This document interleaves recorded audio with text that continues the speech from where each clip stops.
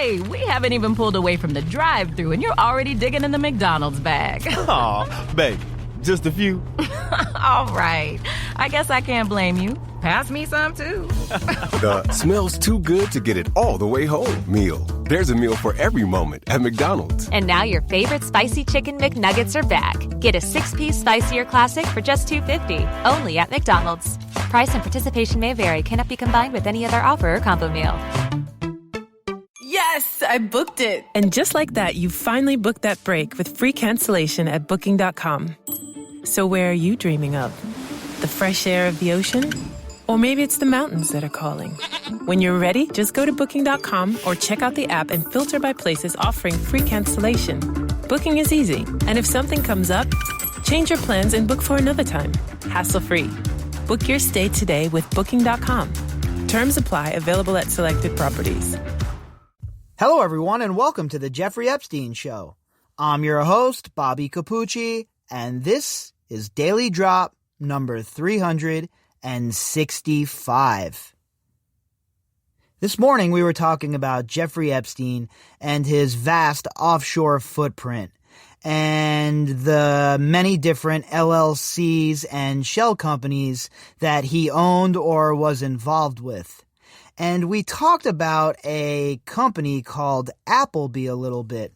And I said that tonight on the Daily Drop, we'd add a little bit of context to that, and we dive in a little bit deeper and try and figure out just who in the hell this company is and what they do. So I have a relatively long article to share with you folks tonight. This is another article from the International Consortium of Investigative Journalists, and it's part of their Paradise Papers investigation. So this article was originally published in November of 2017. Headline: Offshore Magic Circle. Law firm has record of compliance failures. A secret stash of documents provide inside view of storied legal practice founded in Bermuda. This article was authored by Will Fitzgibbon. And right off the bat, this storied legal practice, so storied that they had a list a mile long of degenerate criminals that they were doing business with, people that they knew were shady, people that they knew were criminals, but they don't care. It's all about the bottom line for these people. The means justifies the end. When Robert Woods, an ex-cop from Liverpool, took a job in early 2006 as a compliance manager for Appleby, the global offshore law firm, he joined an organization that had problems. Appleby's Cayman Islands office, where he worked, for example, had more than 600 clients on its books whose records were labeled non-compliant, meaning that the firm had no current IDs, contact information, or other particulars needed to make sure it wasn't setting up shell companies and other structures for criminals or corrupt politicians.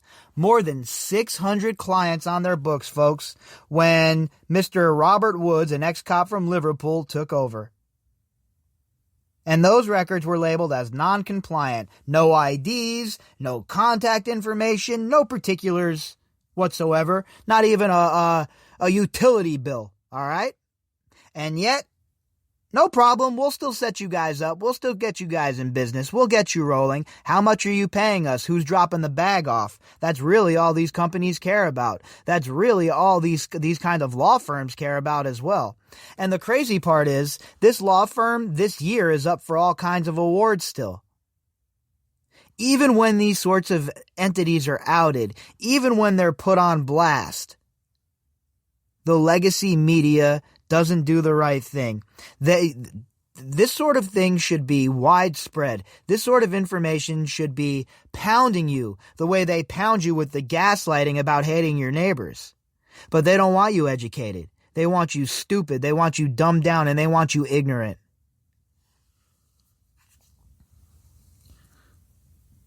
Five years later, Woods had moved up in the firm, taking over as its director of compliance. But things hadn't improved much. at least according to a PowerPoint presentation he appears to have put together sometime near the end of 2011. And I saw that several times with my own company that I worked for, Cantor Fitzgerald. I saw people move up through the company ranks. They love to promote from within. And then you would see people move from auditing all the way into deep compliance. And these people were, company men, company women. And let's just say that the gaming division of Cantor Fitzgerald, all you have to do is go ahead and Google Cantor Gaming, and you'll see the long list of slip-ups the company made when I'm talking about legally speaking. And there was no compliance. The compliance department was completely stepped on.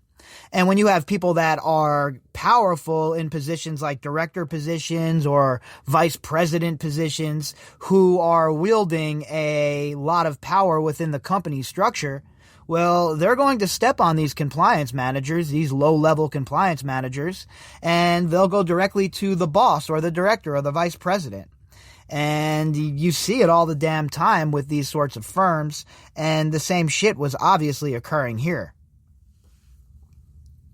The 44-page training slideshow, which featured images from the HBO mafia drama The Sopranos, recalled lowlights of Appleby's recent history.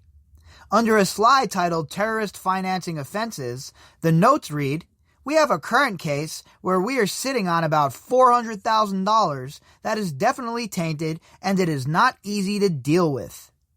And that's just them, what they're willing to admit for their slideshow here, right? For training purposes. If they're admitting that they're sitting on 400,000 racks for some terrorist, then who the hell knows what else they're sitting on? How many dirty-ass politicians are using them to set up LLCs or to move money around or to do something that's on the fringes of the law that probably should be regulated? In another case, Wood's notes indicated Appleby set up a trust for a client to buy property in London and accepted money on his behalf without question. How's that even possible? There are so many different channels and levers that need to be pulled on hoops you have to jump through when it comes to money. How is all this money being moved around with nobody being none the wiser, without the IRS oh yeah, that's right. That's why they're offshore, see? And that's the whole point, folks. The whole point is to be in a place where the money can't be regulated or won't be regulated. And they continue to use these tax havens, and nothing is ever done about it. There's no regulatory body. You have different bodies around the world that work in conjunction, but we see how toothless they are. Nobody goes to jail for this shit. Go and try and embezzle a few $1,000 or steal a few $1,000s and see how quick your ass gets sent to Corona capital of the world, aka jail. See how quickly it happens. But these people steal billions. We're talking generational wealth. And a slap on the wrist, a few $100 million in fines, which is peanuts to them. Appleby later learned the presentation acknowledged that the trust was owned by a former Pakistani official who had been charged with embezzling public money and had infiltrated allegedly corrupt funds into our business. So you see, look, in the real world, if you and I were doing business together and you had ill-gotten gains and I was profiting from your ill-gotten gains, I would be wrapped up in your criminal conspiracy. I would be caught up in your RICO case. But that doesn't happen to Mr. Pakistani official here, huh?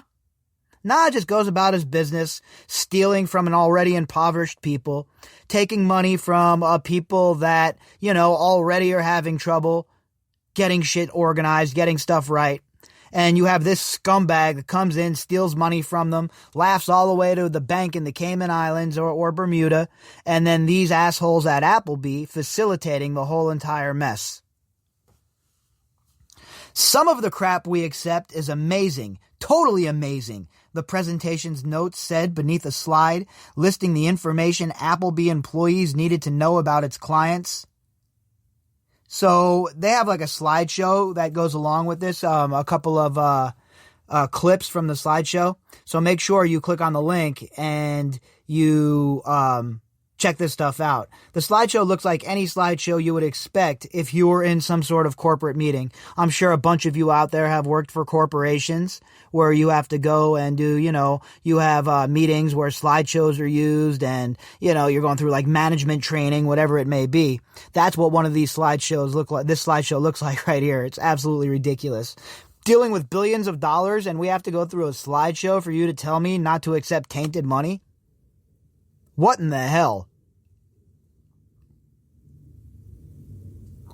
A leak of 6.8 million confidential records reveals, among other things, how Appleby has sometimes failed to keep out questionable clients. Before Wood's 2011 PowerPoint, and since then. The documents expose the secret offshore lives of politicians and fraudsters and elaborate tax avoidance strategies pursued by Apple, Nike, and other corporate giants. Now remember that when Nike and Apple are out there virtue signaling and they're out there like they care about the common man and they care about the cause and they care about the problems that people in the inner cities and the working class poor are dealing with, just remember that they don't really care. It's all lip service. They're getting their gear made over in China by slave labor. They're not paying taxes in America. And at the same time, they're standing on their ivory towers, talking down to the rest of us. It's an absolute joke. Apple, Nike, and these other gigantic corporations, this corporatocracy that we find ourselves living under is very disturbing, folks. And these people continuously get away with it. The emails, client records, bank applications, court papers, and other files were obtained by the German newspaper Süddeutsche Zeitung and shared with the International Consortium of Investigative Journalists and other media organizations. They represent the inner workings of Appleby from the 1950s until 2016. The files include documents from the firm's corporate services division, which became independent in 2016 under the name Astera. Now remember, Jeffrey Epstein was involved with this. There's some 500 pages about Liquid Funding, LTD. And they were wrapped up, remember, with Bears and Stearns and the securities and the whole entire collapse in 2008, 2009. So that's where the Jeffrey Epstein tie is here, right? And overall, this is the sort of thing that Jeffrey Epstein loved to be involved with. And we know that Les Wexner, by the way, was also a client of Appleby. So how many coincidences are there going to be, right? Do they expect us to accept? Because there are way too many coincidences for me. And just on the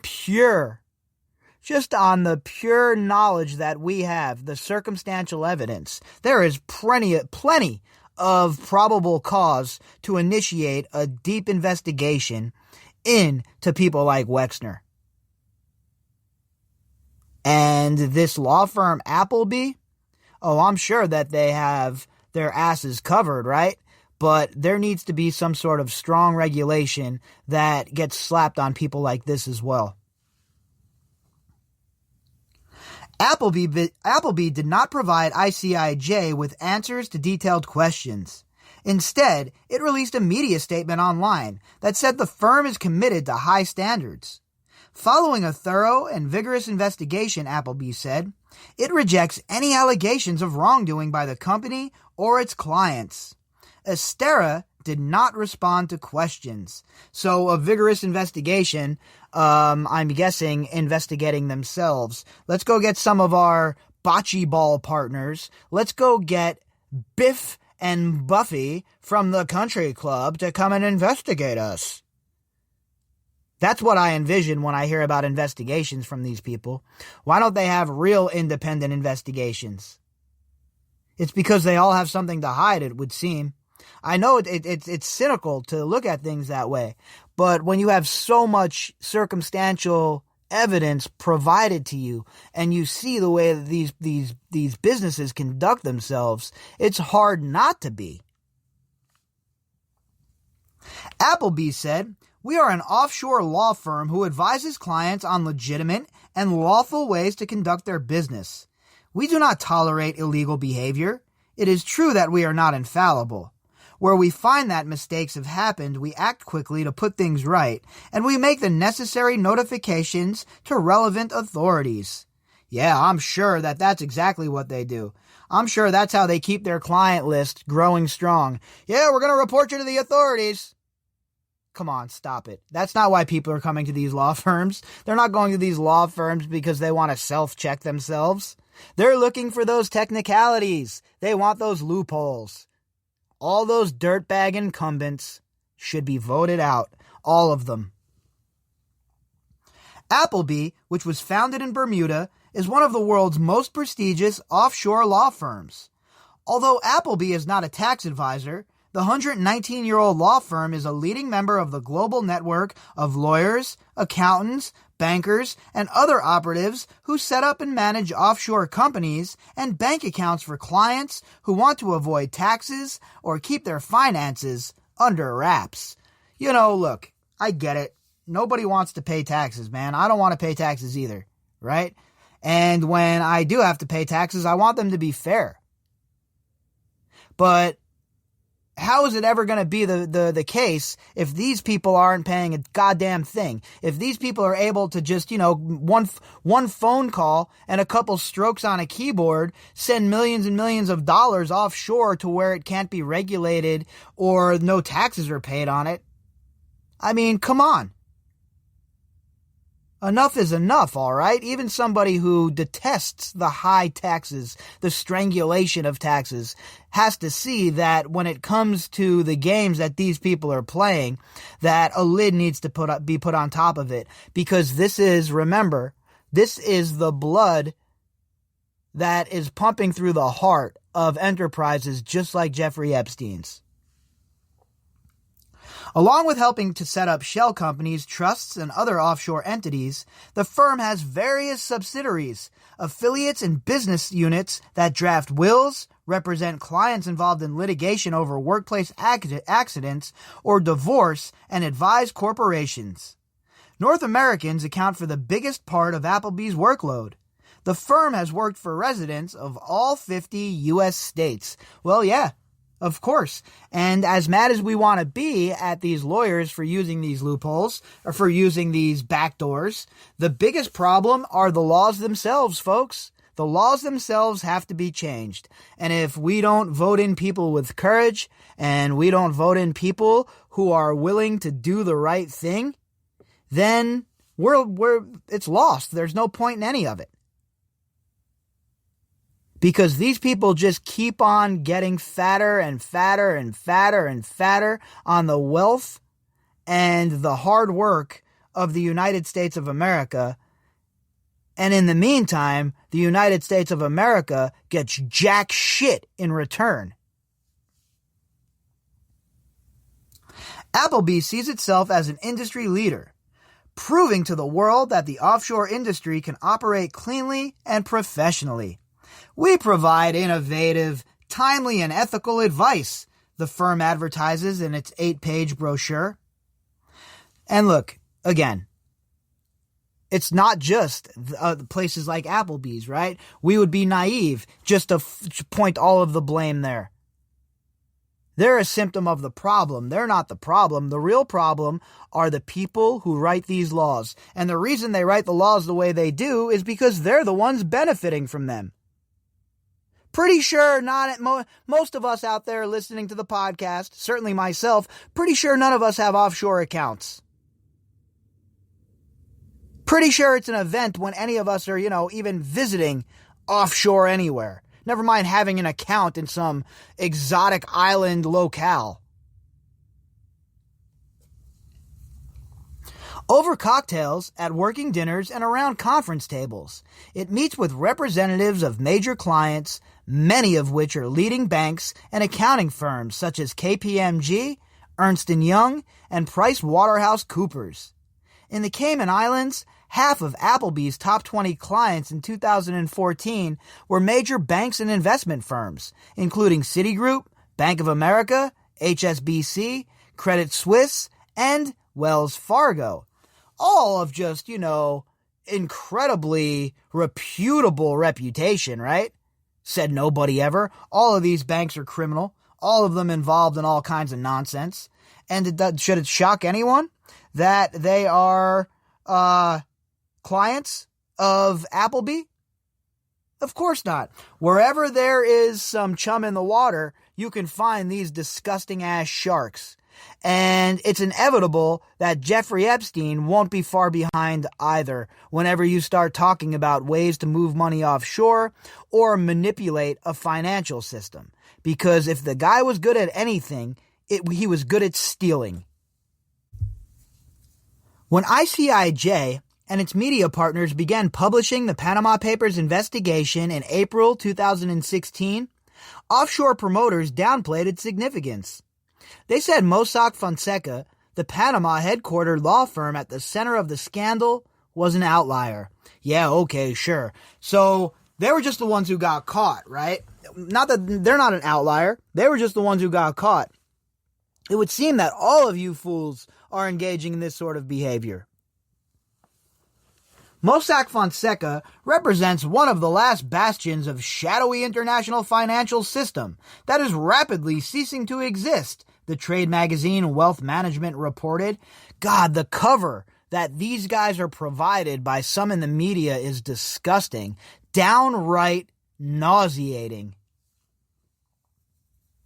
Appleby's internal files show, however, that even when offshore law firms invest large amounts of money and effort to stay compliant and reputable, the secrecy and the lure of financial gain at the heart of the shadow economy make it difficult for offshore operatives to avoid doing business with criminals, corrupt politicians, and other questionable clients.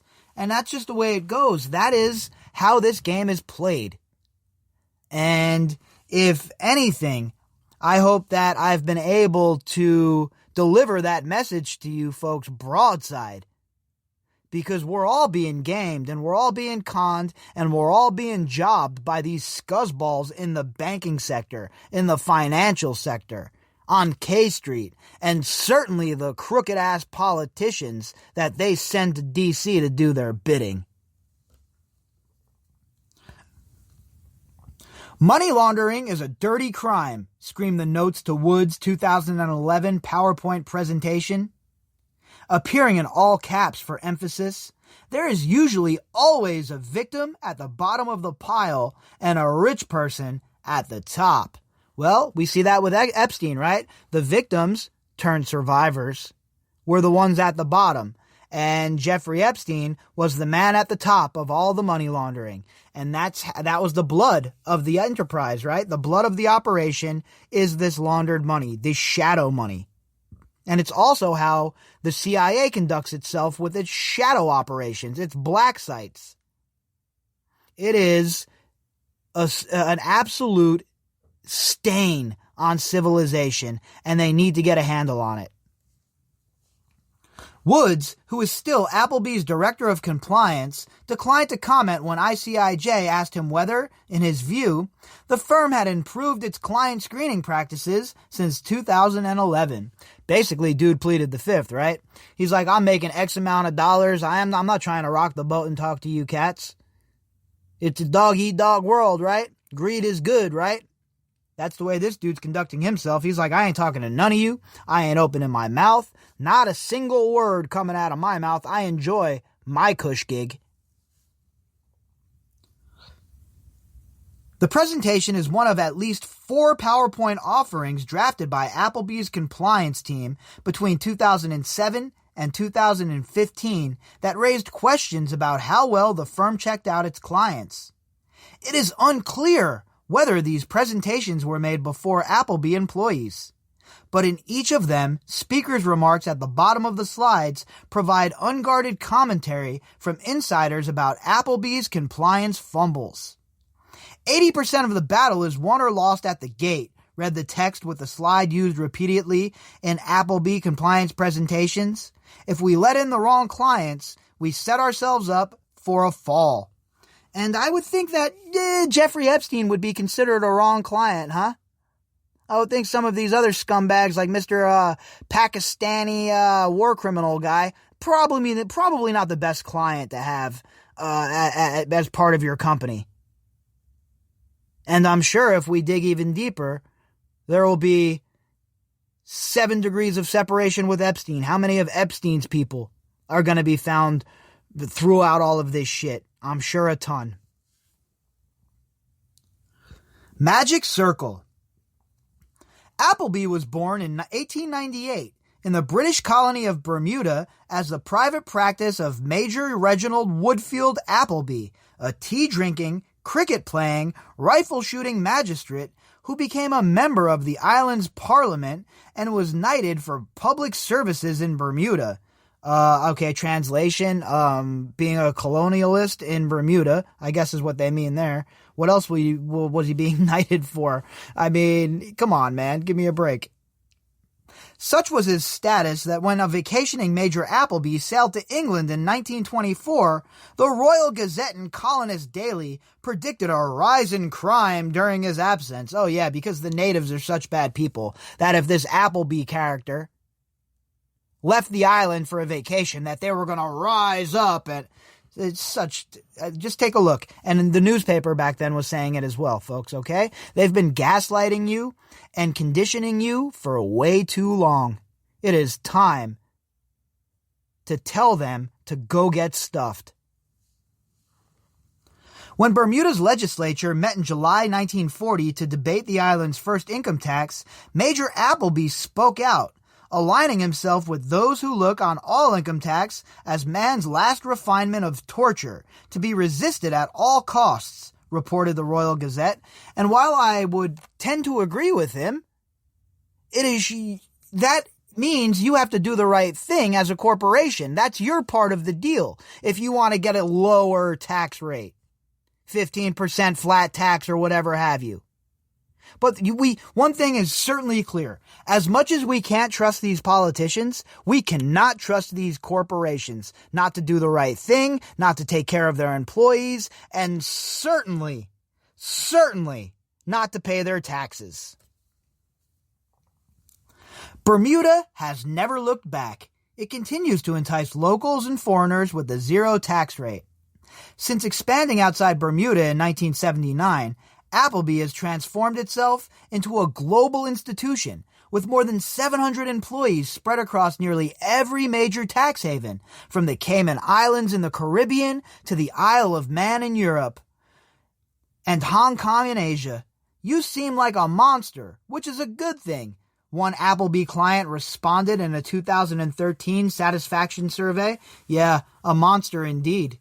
If you only knew how telling those words really were, considering the people that they were in bed with. Appleby collects Offshore Law Firm of the Year awards and is cited as part of what insiders call the Offshore Magical Circle, an informal collection of the world's biggest offshore law firms which jostle for the same business. The Offshore Magic Circle? I mean, really? The Magic Circle, huh? Why is it the Magic Circle? Oh, is it because they know all of the loopholes? Is it because they have all of the ties with the politicians? Is it because they're friends with all of those people? Nah, nothing to do with that. They're just good at their jobs, I guess. Former employees serve as members of parliament, judges, and other government officials, and at least one low-tax jurisdiction, the Cook Islands, used Appleby's expertise to draw up its own offshore laws. Talk about having the fox in the henhouse. I mean, are you guys kidding me right now? The Cook Islands would use Appleby's to draw up its offshore laws? How could that ever possibly go wrong? Publicly, The firm has burnished its image by sponsoring the America's Cup, 5K family runs, and cake sales. Well, where have we seen that as well? What have we learned about these people and their charitable givings? What have we learned about these people who set up these kinds of charities? We have learned that they wrap themselves in them like armor when shit inevitably ends up going south. And what do you see here right away? Oh, we sponsored the America's Cup. We do 5K runs. They're absolutely ridiculous. And for the longest time, we would have been like, oh, they do some good work. We have to, But no, I'm done looking at things like that when it comes to these corporations that have been caught over and over again with their hand in the cookie jar. It's not like a first-time issue. Oh, one person slid by us, then our compliance caught up with them and we launched them. They wouldn't have said shit if it wasn't for these Paradise Paper leaks. In advertising material, Appleby vaunts its benevolent undertakings, including working to help Nigeria recover money from the family of former dictator Sani Abacha and administering a multi-million-dollar fund to support nurses treating Ebola patients in West Africa. How many billions and billions of laundered money have you steered away from these very communities that you're talking about protecting, that you're talking about caring about? The absurdity of it all. Its clients include princesses, prime ministers, and Hollywood stars. Appleby has worked for some of the world's wealthiest oligarchs from Russia, the Middle East, Asia, and Africa. In the firm's Bermuda office, more than 1 in 10 companies had ties to clients with political connections, including politicians, their families, or their close associates, according to an internal memo. And that's how a lot of the politicians in America get by. They have their families set up these LLCs, and then they use their influence for their families to enrich themselves. Been happening forever, folks. But now that curtain's getting drawn back, my question to you is, are you going to just sit by and allow it? Or are you going to demand change? Are you going to demand accountability at the very top?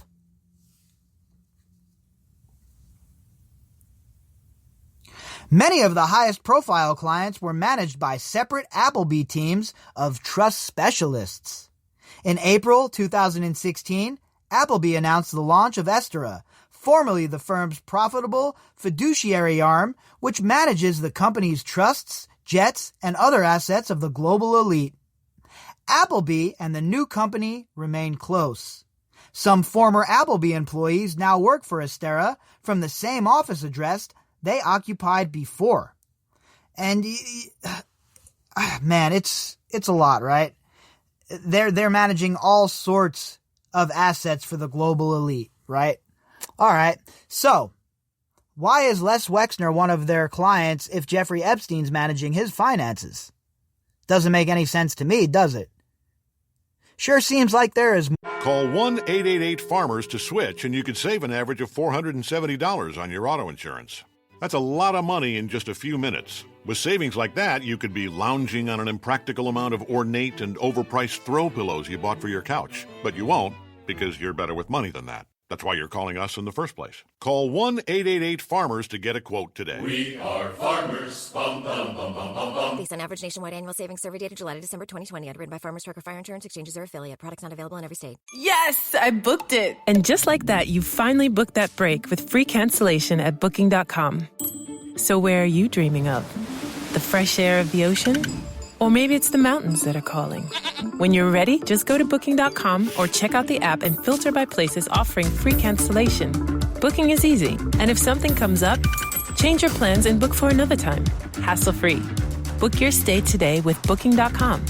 Terms apply. Available at selected properties. Or then they're letting on. Certainly some smoke. And usually when there's smoke, well, usually there's some fire. And the fact that Estera and Appleby are working from the same office address that they occupied before is certainly a tell that while they might have split the company, it's still the same entity. Appleby's recipe for success appears to have worked for the firm and its customers. Appleby books more than $100 million a year in revenue. Clients tell the firm that they find it hardworking and friendly. One happy fee payer told Appleby that its brand is a bit like being stranded in the middle of Africa and seeing a British Airways plane land. You know you're going to get out of there. Well, that's nice, huh? That's real nice. You know, good thing you got your lifeline, buddy. Good thing that, you and your thieving pals in the corporatocracy and the banksters in the financial sector are all taken care of. Good thing that you got your British Airways plane coming into land while the rest of us are stuck in the desert with no water. Real nice. Scumbag elite. Appleby shares its customers' confidence.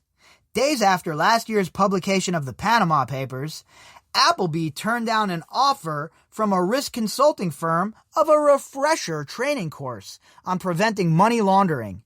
The law firm declined, explaining that it has extremely robust controls in place. We don't have the need for your sessions this time round. No, of course not. They were doing well enough grifting as it was. They didn't need some overreaching outside entity to come in and tell them they're not stealing right. The audacity of it all. Steaming turd. On June 29th, 1993, with memories of the Persian Gulf War still fresh, a U.S. House subcommittee convened to discuss Iraq's nuclear weapons program. Iraq had breached an agreement to allow United Nations inspectors to examine the country's uranium stockpile, and international concerns were high. Iraq continues to flaunt its military power, massacring its own citizens in the north and Iraqi Shiites in the south, Representative Tom Lantos, Democrat of California, said in opening remarks just after 10 a.m. that day. Oh boy, you want to talk about killing its own citizens? How about the displacement of Iraq after George Bush and his warmongering criminals put their hands into the mix there? Talk about war criminals. While Saddam Hussein was quite the scumbag, no doubt about it, it's ironic to hear some of these lawmakers try and paint Hussein as the scumbag when they're involved in the same shit. They might not be killing their own citizens, but they're killing citizens elsewhere. Lantos read into the record a report from the subcommittee staff. Among its findings was that Crescent Petroleum, a major private oil company, was being investigated by U.S. authorities to determine whether it was a front company for Iraqi President Saddam Hussein. Even if Crescent wasn't manufacturing weapons itself, the report stated, it was certainly linked to the principal Iraqi organization that was. Crescent then, as now, denied wrongdoing. Well, look, they could deny wrongdoing all they want, but there are so many instances of these front companies that we have seen, especially just in our small little sliver of investigation into the Epstein case, that I don't know how anyone can't be cynical of all of these people at this point. The June 29th hearing was broadcast live in the United States, but it doesn't appear to have been noticed by Appleby's office in Bermuda. Crescent Petroleum, owned by Hamid Jafar, had been an Appleby client since 1984. For nearly 30 years, Appleby's relationship with Crescent proceeded smoothly, according to the law firm's files. It was only after Appleby was asked to help restructure Crescent in 2013 that the firm appeared to notice Jafar's background, including that his brother had headed Iraq's nuclear weapons program under Saddam Hussein. We have had this relationship for some time now, one Appleby lawyer wrote. How can we not have known this earlier? And that's the rub, right? Legally speaking, they can use the excuse, well, we didn't know. But in reality, we all know that they knew. They were in bed with these people since '84. And they didn't know who they were in bed with? Come on, really? They really expect us to buy that? While rules and regulations vary, in many of Appleby's busiest offices, great chunks of its work are governed by rules that require offshore providers to keep accurate records on who is using their services, for what purposes, and where the money comes from. Another client who appeared to fall through the cracks was Ehud Eri Laniado, director and co-owner of Omega Diamonds, a Belgian company operating on the Antwerp Diamond Exchange. In May 2013, Belgian news media reported that Omega Diamonds had agreed to pay about $200 million to settle allegations that the company had not declared income from African diamonds. Omega did not admit liability, and the case did not involve Laniado personally. Months later, Appleby accepted 2 payments from Laniado worth $5,000, and the money was placed in the law firm's bank account on behalf of an offshore trust. So, we have this guy here who is involved in a diamond company for the Antwerp, that's on the Antwerp Diamond Exchange, and I would guess that probably dealing with some shady characters in the world of diamonds. I know that there has been a great effort to regulate the diamond trade, but I am sure that there are still pockets of very disturbing behavior that occur. And the bloodshed over these diamonds in Africa is unacceptable. The local strife that it causes is unacceptable. And the fact that this scumbag was doing business with Appleby shouldn't shock anyone at this point, 39 minutes and 24 seconds into this article. Later, when Laniado wanted to create a new trust, an Appleby employee noted news reports about Omega Diamond's legal problems, but cleared the law firm to do business with them. Appleby created the new trust for him in April 2014. C'est la vie! Yeah, it's all good. Do whatever you want. Come on, we'll hook you up, blood diamond guy. No worries, we're going to set you up with this trust. Everything is all good. Woods, Appleby's compliance director, was upset when he found out about Laniado 3 months later. This is a trust structure, and the allegations are extremely serious and relate to blood diamonds, Woods wrote to a colleague in July 2014. Why was this not brought to my attention before the conflict check was cleared? Well, because you don't have the proper restraints in place. You don't have the proper structure in place within your own entity. If your subordinates are making these decisions without bringing this to you, maybe you should fire them. In fact, maybe you should be fired for not running a tight ship. Despite Woods' concerns, Appleby kept Laniado as a client. Woods agreed that although Laniado was high risk, due to involvement in the diamond industry, we have enough mitigating factors and information to be comfortable with the business. In fact, it should be a good piece of business all around. Yeah, no problem. These guys are just killing, natives and working people to death in these diamond mines. No big deal. We'll do business with this guy. There's no blood on our hands. It's all good. We'll take his money, and then we'll repurpose his money for other disgusting schemes. But he told colleagues that the episode represented a failure of our processes. He warned that the firm's business units, such as Appleby Trust Cayman Ltd., shouldn't let the quest for short-term profits overshadow the need to follow rules that required Appleby to assess the risks Laniado posed and to know who he was, what he wanted to do offshore. So, this is the sort of stuff that should just be basic, right?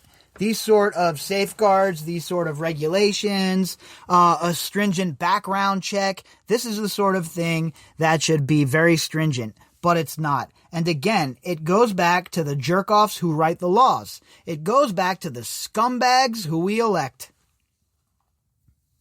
What's done is done, but going forward, whilst being commercial, please let us try to ensure that we don't get carried away with fee-earning potential, Woods wrote. The law firm must be cognizant of the fact that whilst they may be raking in the fees, The trust company carries the significant risk in administering the subsequent structure. The trust company must be aware that at the end of the day, if it all goes wrong, they will be left holding the steaming turd.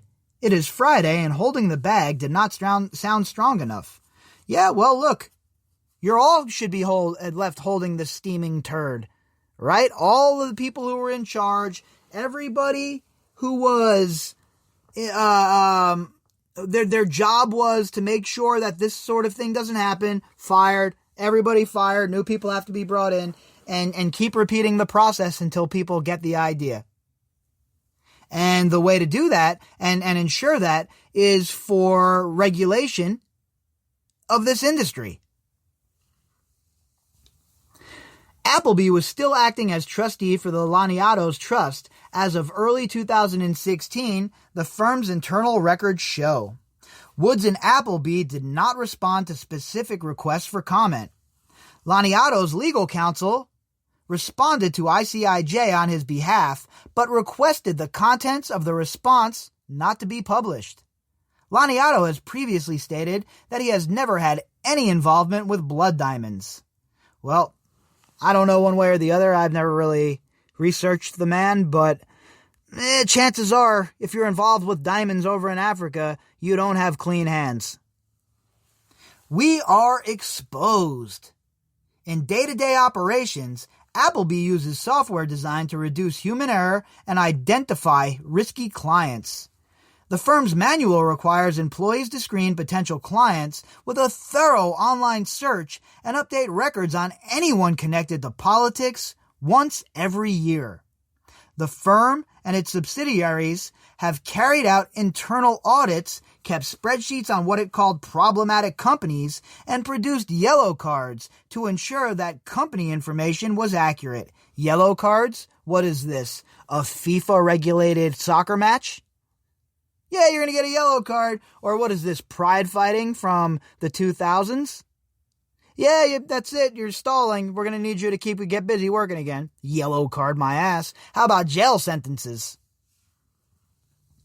The controls worked, for example, when Appleby's office in the British Virgin Islands rejected business involving Boris Shemyakin, a Russian real estate mogul, after online background checks showed that he had been indicted in Russia on charges involving a multi-billion-dollar fraud. He denies wrongdoing. Yeah, they didn't work with Jeffrey Epstein, did they? The law firm also declined to work with the global accounting firm Ernst & Young when it approached Appleby for possible help with the purchase of two $20 million Gulfstream jets for two sons of a former government minister in Azerbaijan and a man named, I'm gonna slaughter this, sorry folks, Manu Chechar Kanaga. Appleby checked the WikiLeaks database of U.S. diplomatic cables and learned that one of the U.S. Embassy's contacts referred to Kanaga as frontman for a former politician who headed what the U.S. cables called one of the most corrupt operations in Azerbaijan. Appleby declined the work. Well, that's nice, huh? Every now and then they have to make it look like they're doing the right thing, right? And if you're going to walk, you might as well walk on one of these oligarchs. The funniest thing about all of that is that Ernst & Young was involved. Ernst & Young was the auditing firm that we used at CG. And they were a bunch of dodos, a bunch of absolute fools.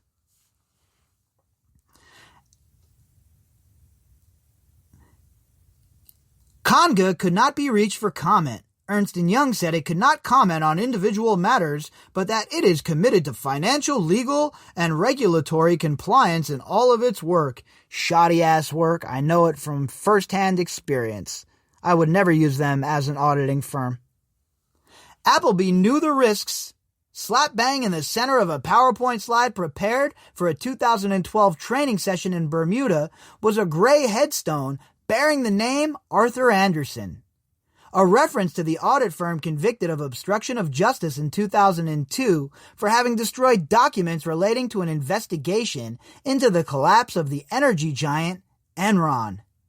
The Supreme Court overturned the conviction, but the firm was unable to recover. And that whole Enron situation was incredibly crazy. I believe the movie or biopic is called The Smartest Men in the Room, something like that, and it's about Enron. And it was just a really good documentary. I'll find out the actual name of that, and I'll update that on the morning update, because it really is a good movie if you're interested in stuff like this. And what went on with Enron was just absolutely absurd. If Appleby didn't do a better job of monitoring clients, the presentation suggested, employees could find themselves caught up in high-profile financial scandals like David Duncan, the former Anderson auditor who pleaded guilty to obstruction of justice, and hedge fund manager Rajaratnam, who was pictured in handcuffs as FBI agents arrested him for a multi-million-dollar security fraud case. He was later convicted. "We are exposed," the slideshow warned. "This is not the best we can do." And again, I bring up Jeffrey Epstein again because that's the most relevant thing we talk about here, obviously. And the fact that they had Epstein as a client suggests that they did zero background checks, okay? Because we all know that all it takes is a quick Google search now or then, and the rumors were out there about Jeffrey Epstein. Between 2005 and 2015, more than a dozen internal and regulatory examinations of Appleby's offices in the Isle of Man, the Cayman Islands, the British Virgin Islands, Bermuda, and London found flaws that could have involved Appleby in litigation and had financial and reputation implications. So even though they get all of these awards and there are, people are cheering them and, they're part of the magical circle, it's obvious that they're definitely not playing by the rules, or playing by the rules in some instances, while in others, certainly looking the other way. After a 2005 review by a regulatory agency, the Bermuda Monetary Authority, Appleby's trust company was ordered to improve 21 deficiencies in its performance and to obtain fresh, accurate records of its clients' passports, addresses, and sources of wealth. Later, despite improvements, Appleby's head of compliance then, Ian Patrick, wrote, "I still believe that a huge effort will be required before we can be considered to be an offshore leader from a compliance perspective." Yeah, and they have not done that since, right? Obviously not. The next year, an internal audit by Patrick at the British Virgin Islands office looked at 45 clients and found that only one of them met Appleby's standards. Of the 5 Appleby offices reviewed around that time, Patrick reported that only the Hong Kong office kept its documents in good order. So of all of the offices, only the Hong Kong office, according to Patrick, kept their documents in good order. You're talking about billions and billions of dollars. How is it that they're the only ones that kept their documents in order? How is that even possible? I mean, it is an absolute joke to even think that a company like this would have offices that are in disrepair or not in good order. An internal audit of the Cayman Islands Trust Office in 2008 found the risk of breaking laws in Appleby's own protocols to be high in more than half of all the categories under review. The audit report noted a risk of fraudulent activities and said Appleby may not be complying with the law. Oh, may not be, huh? Obviously they weren't. And now I'm not saying in every case they were just willy-nilly, engaged in all this fraud and money laundering, but I'm sure that they were picking their spots. In a 2012 review by regulators in the British Virgin Islands found holes in Appleby's procedures for dealing with high-risk politicians and associates. An internal 2015 spot check of the Isle of Man office revealed other problems, including one offshore company co-owned by a Palestinian official for which Appleby's lacked detailed information about an $11.2 million loan. So you got an offshore company co-owned by a Palestinian official, and they had no detailed information on an $11.2 million loan. Don't pay your car payment for a couple of months and see how quick they come and swipe up your car. But if you want an $11.2 million loan, and if you're a Palestinian official, no problem, we'll hook you up. When the Bermuda Monetary Authority audited an Appleby subsidiary in October 2014, it found key or highly significant weaknesses in 9 areas. Nearly half, 46%, of the files reviewed by the agency lacked information on the origin of the money Appleby managed for its clients. There was no evidence that Appleby identified risks of money laundering and terrorism financing, the agency said, and the firm had not adopted the recommendations from previous audits. And the only evidence you need is that Jeffrey Epstein chose to use this company. Jeffrey Epstein, of all people, would not be using a company that was very stringent, that was very hard charging in situations like this. He would use a company that some of his buddies had told him about that has a reputation for facilitating scumbags such as himself. These omissions have heightened the authorities' concern about the firm's regulatory compliance and control environment, the agency said. In October 2015, an Appleby director disclosed in a confidential document to government regulators in the British Virgin Islands that the Bermuda office had settled a fine imposed by Bermuda regulators after it conceded that it had failed to follow up on many of the agency's recommendations for fixing weaknesses in its anti-money laundering net. And that's how it always works, right? Oh, they settled a fine. Oh, a fine. And the regulators in Bermuda and these islands, they'll take that money, right? We see how the Virgin Islands wants Jeffrey Epstein's money, and they're glad to take that money. And then the people just do it again. And it just keeps going on and on and on, and the scenario repeats itself. Commit crime, pay fine. Commit crime, pay fine. Commit crime, pay fine. Commit crime, pay fine. No one ever goes to jail. Appleby's internal records show that the firm set aside $500,000 for the fine, but its existence has never been publicly disclosed. There was no public censure, the director wrote, adding that Bermuda's regulators agreed to keep the matter entirely private. Oh, I'm sure they did. I wonder how many bags of loot they got for that. The whole privacy thing is just a joke. And all of these nations, including America, that conduct themselves in the shadows without transparency for the people it's sickening. I'm done with it.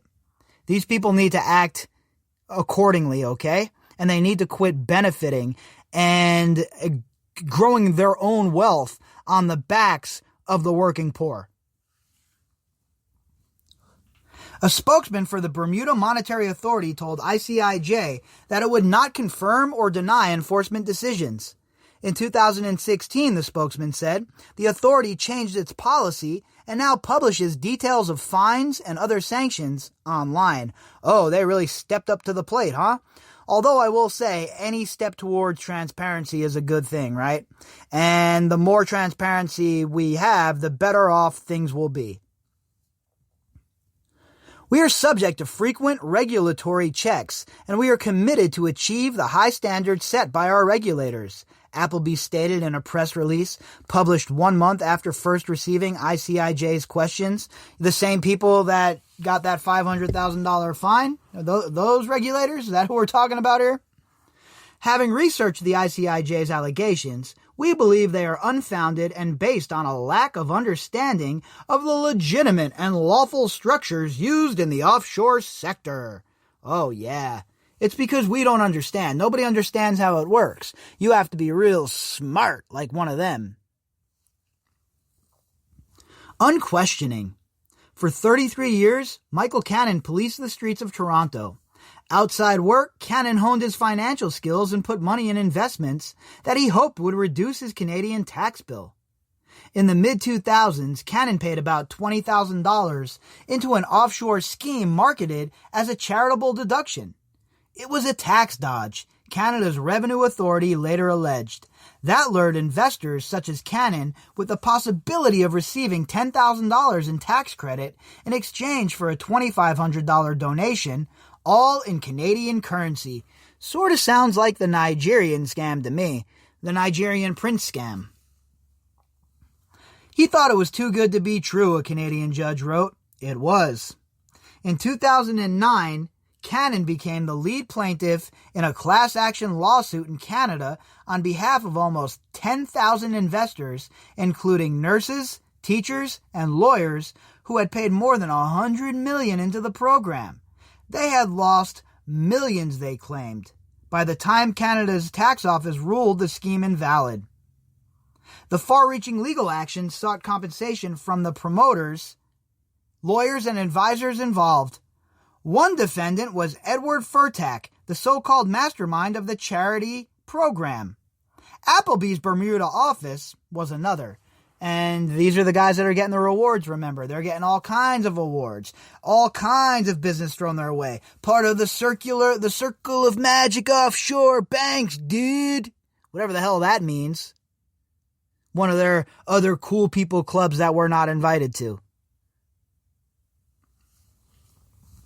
Lawyers for the investors allege that Appleby helped transfer hundreds of millions of dollars back and forth in a circular flow of funds that netted Furtak and his family $20 million. The investors' lawyers asserted that a monkey covering his eyes and ears may not have foreseen the risks to Canadian investors, but that Appleby had no such excuse. Nice to hear a lawyer saying that, considering I feel the same way.